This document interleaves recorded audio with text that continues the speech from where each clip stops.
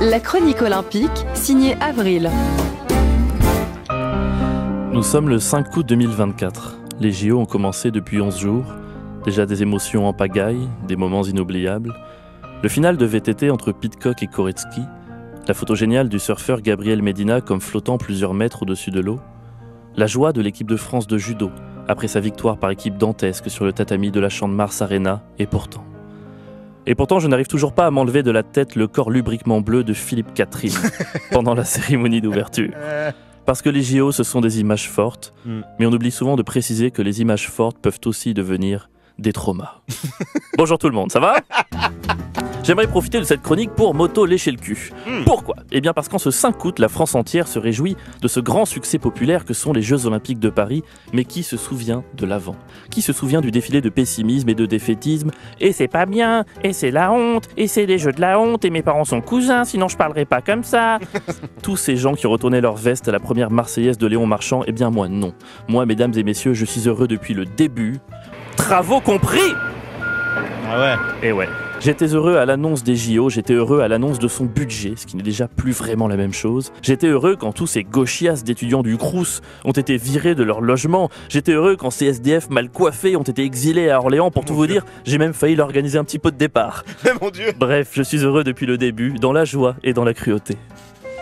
Je suis heureux parce que pour moi, les JO de Paris, c'est comme s'acheter un éclair au chocolat et 2 tartelettes framboises pour nous seuls. On sait bien que c'est pas raisonnable, mais putain, c'est pour ça qu'on vit. Raisonnable. On a beaucoup entendu ce mot ces derniers mois. Raisonnable. Oh, les JO, c'est pas raisonnable. Il faudrait donc tout faire en fonction de la raison. Mais d'où ça sort ? À quel moment on nous a mis en tête que notre argent ne devait être mis que dans les choses utiles ? Mais c'est triste l'utilité. Faites gaffe, c'est un réflexe de pauvre ça. Hein. Refuser d'investir dans le superflu, c'est un réflexe de pauvre. Penser ça, c'est déjà quelque part faire une demande d'allocation. Attention. Attention, Fantin. Les dépenses inutiles sont les meilleures, franchement. Quelle dépense t'apportera le plus de joie ? Un resto que t'auras chié dans les 5 heures ou ta mutuelle ? Parce que c'est important une mutuelle. C'est raisonnable une mutuelle, mais c'est quoi à côté d'un tartare ? C'est quoi à côté d'un tartare arrosé de sauce Worcestershire, hein ? Plus dur quand faut parler. Worcestershire, hein ? J'en ai marre de cet éloge permanent du raisonnable et de l'utile. Tu crois que moi je suis utile ? Tu crois que moi je suis utile ? Moi je suis pas utile et ça me rend magnifique, ok ? Ça me rend magnifique. Investir dans le souvenir, c'est extraordinaire, n'en déplaise aux rageux. Mais enfin, on va pas mettre une tonne de blé dans un événement aussi court juste pour quelques souvenirs. Tu t'es marié !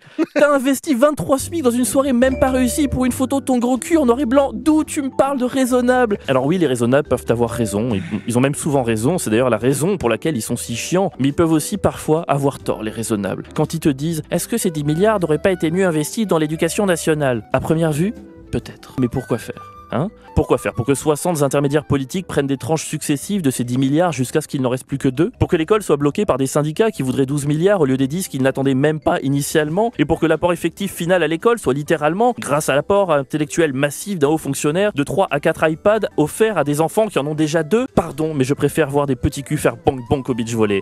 Pardon, hein. Et je ne suis pas sexiste parce que je veux voir tous les petits culs au Champ de Mars. Tous les petits culs, même les gros culs. Je veux tous les culs. Regarde-moi bien, Fantin, je veux tous les culs. Quel enfer, mon Dieu. D'ailleurs, le cul, encore un exemple que l'inutile peut être très beau.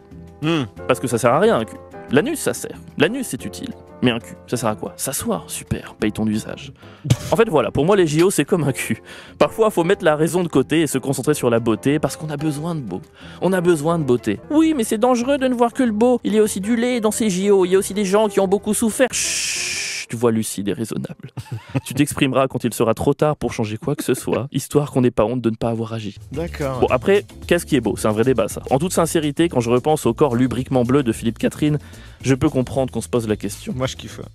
Moi, personnellement, entre un mec en surpoids allongé au milieu d'une salade de fruits, ce qui au passage est ironique, entre ce gars-là et une mutuelle, j'ai fait mon choix. J'ai fait le choix du beau, j'ai fait le choix du risque, et j'ai fait le choix du déni. Je m'arrête là, j'ai mal au ventre, j'ai mangé trop de tartelettes.